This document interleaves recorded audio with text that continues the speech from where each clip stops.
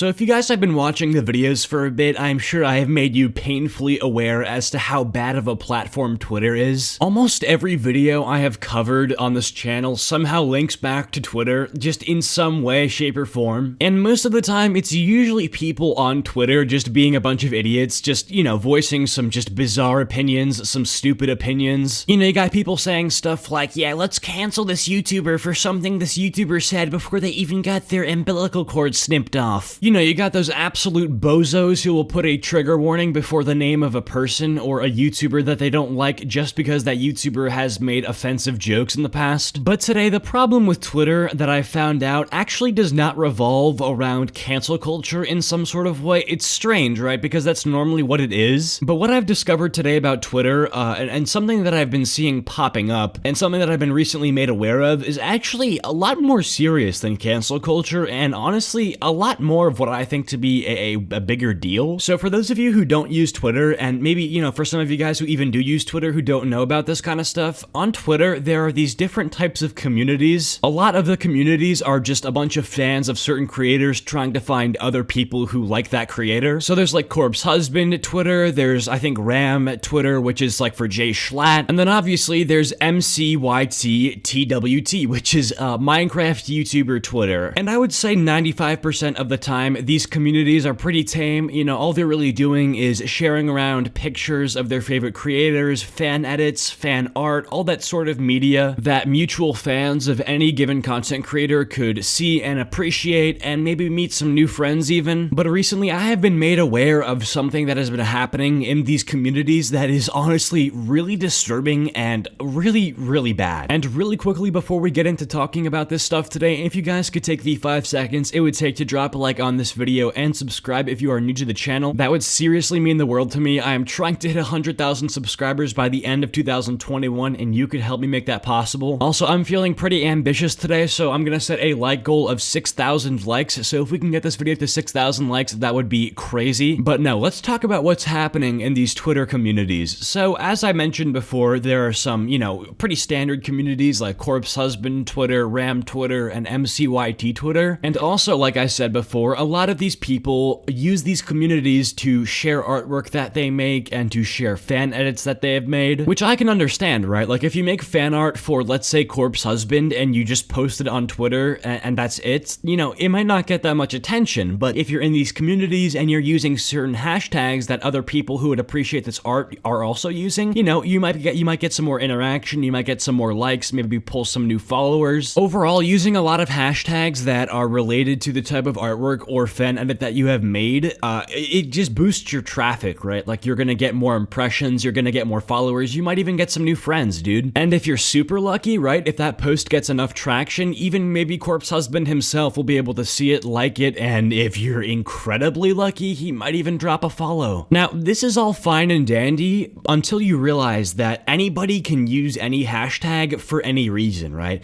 So I could be using a hashtag Corpse Husband fan art for a post that has nothing to do with Corpse Husband, right? Which might not seem too bad, and in all reality, it's not. Like, a lot of the times when people use hashtags that are unrelated to what they're posting, it's literally just to try to get impressions. You know, like if I use hashtag Corpse Husband fan art and then I post a picture of my cat or something, like, yeah, people aren't really coming on that hashtag to look for pictures of a cat, but who knows, man? Maybe they see it and they like it or something. Although it's a little bit, you know, of a scummy tactic to get more impressions, and it's, you know, not the most genuine. It still works, and I can't bash people for trying to get clout that way or trying to get followers. But the real problem isn't when people who are innocently using that hashtag to try to get some more impressions use that hashtag. The problem that I've been seeing is that some people have been using that hashtag, like hashtag Corpse Husband fan art or hashtag, you know, Dream fan art, Tommy Innit fan art. People have been using that hashtag and then spreading some really disturbing images. Like, I'm not gonna go too into detail as to what has been posted, but it's getting pretty bad. And that's really the tip of the iceberg, right? Because fan art, it's just a JPEG, so if you just, you know, see, for instance, like gore or something, you can just, you know, scroll or block it or something, and you don't have to see it again. The real issue is with these fan edits, okay? Because these fan edits are the worst ones, because what will happen is that somebody will make a fan edit, okay? Just a normal fan edit, something like this, for example.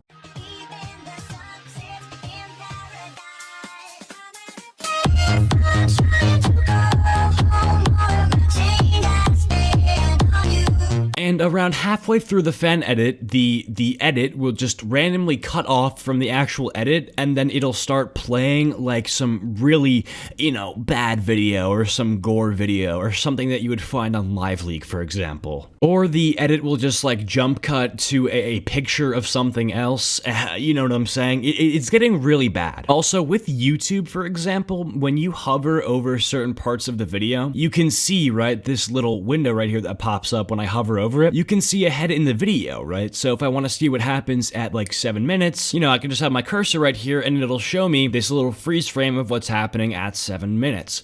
On Twitter, that is not the case. So, for instance, right, if everything is all good at 2 minutes and then at 3 minutes, some disturbing video pops up, right, on YouTube, I would be able to see that because it's showing me the little box of what the video is going to look like at 3 minutes. Twitter does not have that, so there's no way of really knowing what's going to happen ahead in the video. You don't know if you're getting like a troll fan edit or like a genuine fan edit that somebody's worked on. Now, although this isn't as big of a problem as it used to be, because a lot of people have found these accounts, reported them, and these accounts have been suspended, there are still some accounts that are doing this and getting people to click on their fan edits because they look interesting, and then halfway through the fan edit, they'll just, it'll jump cut to a freeze frame of, somebody bleeding or something, and then the viewer is like really upset afterward. It still happens, so I thought that I would still make this video. So at this point, you might be thinking, Cheeto, what can I do about this? What can I do to stop this, or just avoid this in general? Well, the first obvious tip that I can give you is that if by any chance you come across any of these bait fan edits on your timeline, obviously block them and report the accounts. Another way that you can avoid